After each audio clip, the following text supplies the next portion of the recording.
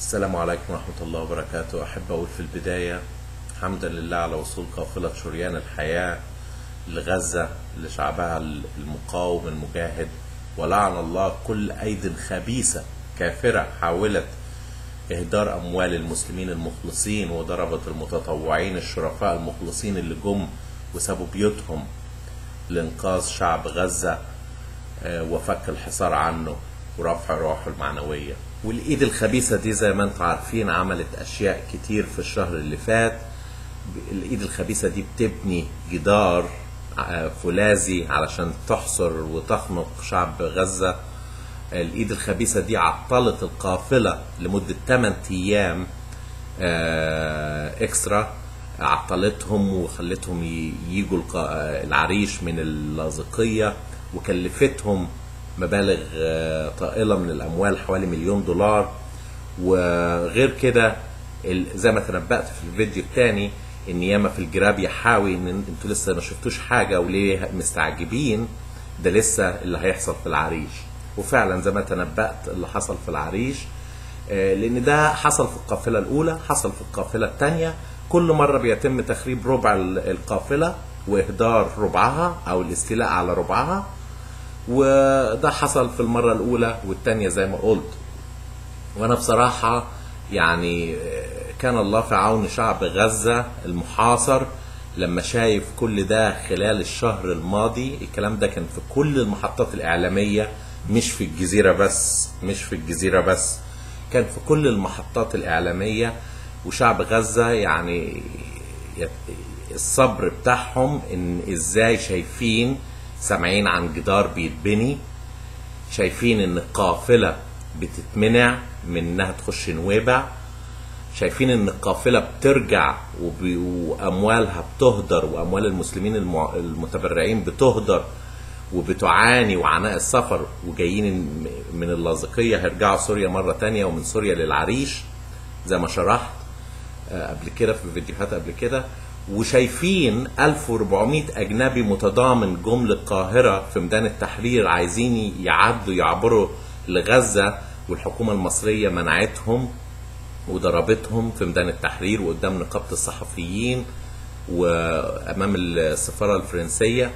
شافوا كل ده، العالم كله كان بيشوف الأحداث ديت، منع القافلة، ضرب المتضامنين، بناء الجدار، كل ده كان الله في عونهم على الصبر. انهم شافوا اخوانهم المسلمين. هو طبعا الشعب المصري عظيم وملهوش دعوة باللي بيحصل ده خالص.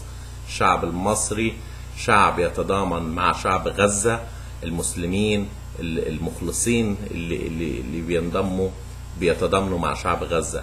لكن الحكومة الآثمة اللي هي حولت كل ما تستطيع لإهدار وتكسير وتحطيم، بتاخد يعني الحمل عن إسرائيل. يعني بدل ما كانت القافلة دي تيجي توجه الظلم وتسلط الضوء على إسرائيل، للأسف الحكومة دي أخذت اللوم، ويعني إيه، يعني كانت البودي جارد كده اللي أخذ العلقة بدل إسرائيل.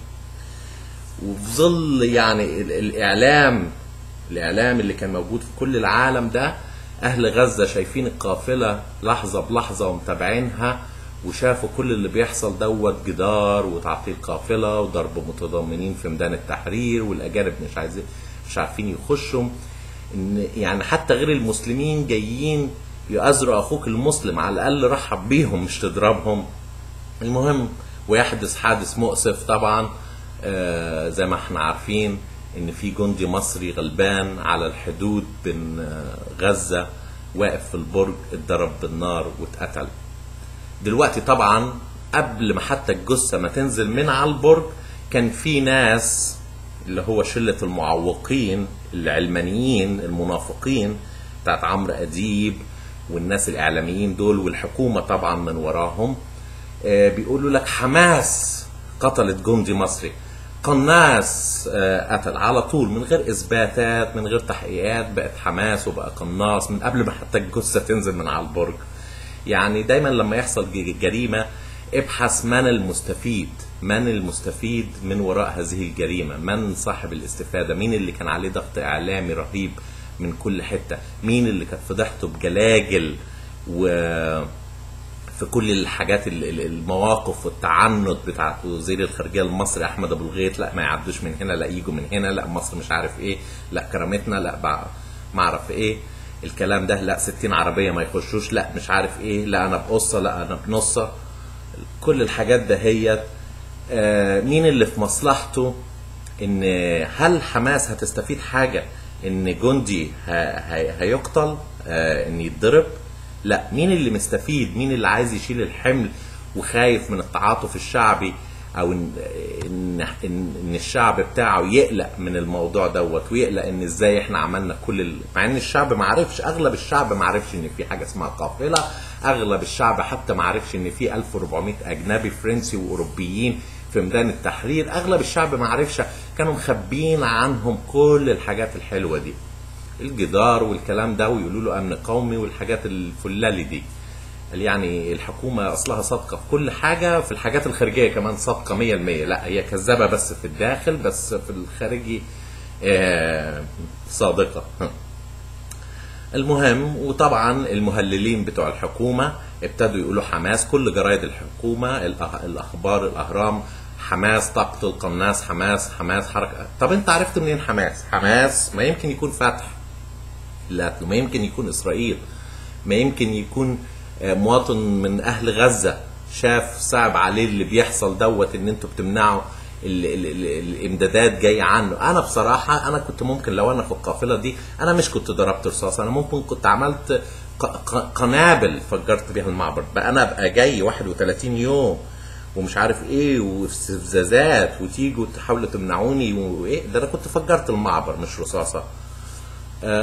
طبعا هو ده شيء خطأ، بس يعني الغضب ممكن يولد الكفر، الغضب والنرفزه والغيظ ممكن يولد الكفر والاعمال الخاطئه والحرام. طبعا الجندي شهيد ان شاء الله، لان ملهوش ذنب في اي حاجه، ده كان واقف فوق. ثانيا، لو واحد من حماس او واحد من غزه، واحد من المواطنين العاديين اللي ضرب الجندي، هضرب اللي بيضربوني من تحت، اللي ماسكين عصيان وبيضربوا طلقات ناريه في الهواء وبيزقوا الناس وقافلين الناس المعابر، ولا هضرب واحد بعيد واقف في برج فوق والبرج متحوط باربع حيطان كده قصيره بس متحوط؟ ليه هتعب نفسي واضرب فوق؟ طب ما نضرب على اللي عمالين يضربوا تحت دول. وليه ما تكونش رصاصه من اللي عمالين كانوا هم بيضربوا في الهواء رصاص لفوق، ليه ما تكونش رصاصه منهم جت في العسكري؟ ومين اللي مستفيد؟ يعني فكروا شويه قبل ما تقولوا حماس وقبل ما تتهموها في الفلسطينيين. مين اللي مستفيد انه يهدي الاعلام اللي مش عايز الناس تتكلم؟ لا ده احنا اهو مات لنا واحد اهو جندي وشهيد وبقى في الصفحات الاولى. ومن امتى؟ من امتى؟ طب امال فين الشهداء اللي كانوا بيتقتلوا كل 3 شهور على ايد القناصه الاسرائيليين؟ مش بس جنود احتلال، جنود حدود، لا ومواطنين مصريين وبنت عندها 13 سنه. ده عادي ما بيتقالش، لكن فرصه جات لنا من السماء.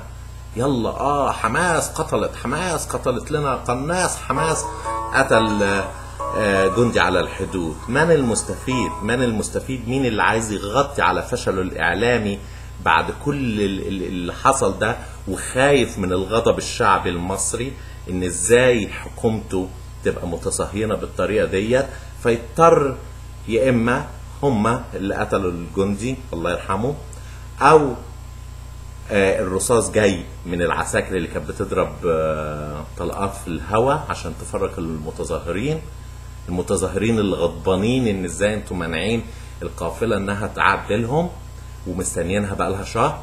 او ممكن طبعا المهللين على طول، العلمانيين المنافقين اللي هم شله عمرو اديب وشله مصر اولا وشله مصر فوق كل شيء والكلام الشرك ده، دول على طول حماس جات لهم الفرصه وظهرت وجوههم الحقيقيه انهم يعملوا اللي هم انهم يثيروا الضجه ويثيروا الفتنه علشان يتنصلوا من العروبه ويتنصلوا من الاسلام.